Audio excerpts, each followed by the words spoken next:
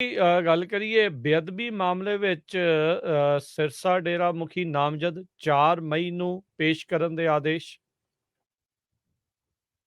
ਹਾਂਜੀ ਦੇਖੋ, ਇਹਦੇ ਵਿੱਚ ਕੀ ਆ ਕਿ ਇਹਨਾਂ ਨੇ ਨਾਮਜ਼ਦ ਤੇ ਪਹਿਲਾਂ ਹੀ ਕਰ ਰੱਖਿਆ, ਕਿਉਂਕਿ ਮਾਮਲੇ ਤਿੰਨ ਸੀਗੇ ਨਾ। ਇੱਕ ਤੇ ਸੀਗਾ ਕਿ ਜੋ ਪਾਵਨ ਸਰੂਪ ਚੋਰੀ ਕੀਤੇ ਗਏ ਉਹ, ਸੈਕੰਡ ਸੀਗਾ ਜੇ ਆਪਾਂ ਵੇਖੀਏ ਤੇ ਜਿਹੜੇ ਪੋਸਟਰ ਲਗਾਏ ਗਏ, ਤੇ ਤੀਸਰਾ ਸੀ ਜੋ ਪਾਵਨ ਅੰਗ ਖੰਡਿਤ ਕਰਕੇ ਖਿਲਾਰੇ ਗਏ ਸਨ।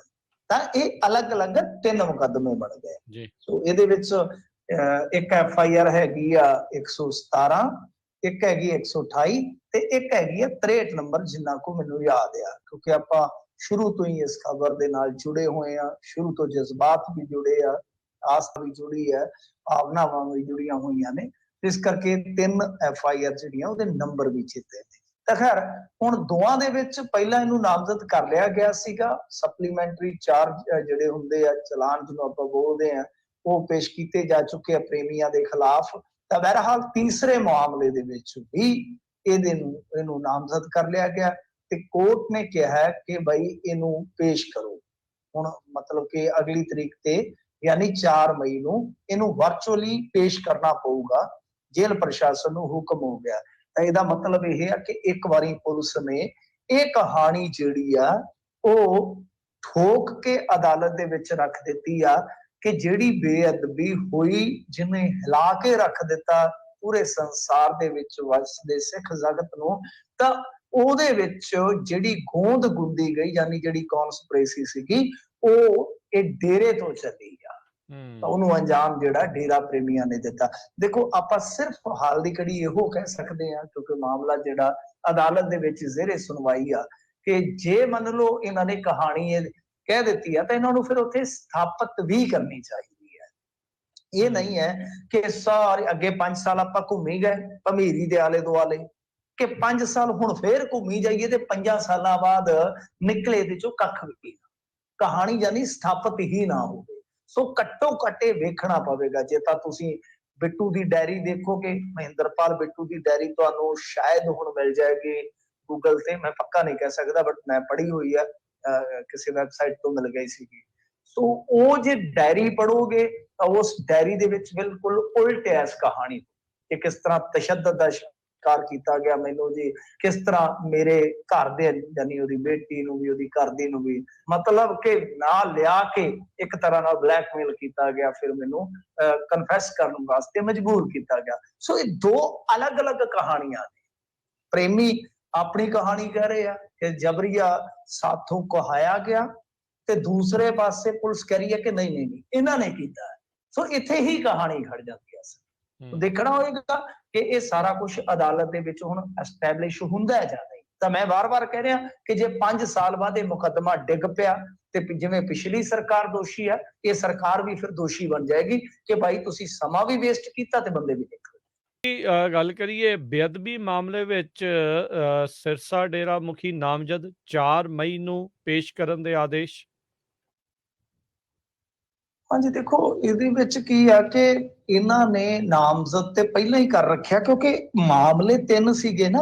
ਇੱਕ ਤੇ ਸੀਗਾ ਕਿ ਜੋ ਪਾਵਨ ਸਰੂਪ ਚੋਰੀ ਕੀਤੇ ਗਏ ਉਹ, ਸੈਕੰਡ ਸੀਗਾ ਜੇ ਆਪਾਂ ਵੇਖੀਏ ਤੇ ਜਿਹੜੇ ਪੋਸਟਰ ਲਗਾਏ ਗਏ, ਤੇ ਤੀਸਰਾ ਸੀ ਜੋ ਪਾਵਨ ਅੰਗ ਖੰਡਿਤ ਕਰਕੇ ਖਿਲਾਰੇ ਗਏ ਸਨ। ਤਾਂ ਇਹ ਅਲੱਗ-ਅਲੱਗ ਤਿੰਨ ਮੁਕੱਦਮੇ ਬਣ ਗਏ। ਸੋ ਇਹਦੇ ਵਿੱਚ ਇੱਕ FIR ਹੈਗੀ ਆ 117, ਇੱਕ ਹੈਗੀ 128 ਤੇ ਇੱਕ ਹੈਗੀ ਆ 63 ਨੰਬਰ, ਜਿੰਨਾ ਕੋ ਮੈਨੂੰ ਯਾਦ ਆ, ਕਿਉਂਕਿ ਆਪਾਂ ਸ਼ੁਰੂ ਤੋਂ ਹੀ ਇਸ ਖਬਰ ਦੇ ਨਾਲ ਜੁੜੇ ਹੋਏ ਆ। ਸ਼ੁਰੂ ਤੋਂ ਜਜ਼ਬਾਤ ਵੀ ਜੁੜੇ ਆ, ਆਸਥਾ ਵੀ ਜੁੜੀ ਹੈ, ਭਾਵਨਾਵਾਂ ਵੀ ਜੁੜੀਆਂ ਹੋਈਆਂ ਨੇ। ਇਸ ਕਰਕੇ 3 FIR ਜਿਹੜੀਆਂ ਉਹਦੇ ਨੰਬਰ ਵੀ ਚੇਤੇ ਨੇ। ਤਾਂ ਖੈਰ ਹੁਣ ਦੋਵਾਂ ਦੇ ਵਿੱਚ ਪਹਿਲਾਂ ਇਹਨੂੰ ਨਾਮਜ਼ਦ ਕਰ ਲਿਆ ਗਿਆ ਸੀਗਾ। ਸਪਲੀਮੈਂਟਰੀ ਚਾਰਜ ਜਿਹੜੇ ਹੁੰਦੇ ਆ, ਚਲਾਨ ਜਿਹਨੂੰ ਆਪਾਂ ਬੋਲਦੇ ਆ, ਉਹ ਪੇਸ਼ ਕੀਤੇ ਜਾ ਚੁੱਕੇ ਆ ਪ੍ਰੇਮੀਆਂ ਦੇ ਖਿਲਾਫ। ਤਾਂ ਬਹਰਹਾਲ ਤੀਸਰੇ ਮਾਮਲੇ ਦੇ ਵਿੱਚ ਵੀ ਇਹਨੂੰ ਨਾਮਜ਼ਦ ਕਰ ਲਿਆ ਗਿਆ ਤੇ ਕੋਰਟ ਨੇ ਕਿਹਾ ਕਿ ਬਈ ਇਹਨੂੰ ਪੇਸ਼ ਕਰੋ। ਹੁਣ ਮਤਲਬ ਕਿ ਅਗਲੀ ਤਰੀਕ ਤੇ ਯਾਨੀ 4 ਮਈ ਨੂੰ ਇਹਨੂੰ ਵਰਚੁਅਲੀ ਪੇਸ਼ ਕਰਨਾ ਪਊਗਾ। ਜੇਲ੍ਹ ਪ੍ਰਸ਼ਾਸਨ ਨੂੰ ਹੁਕਮ ਹੋ ਗਿਆ।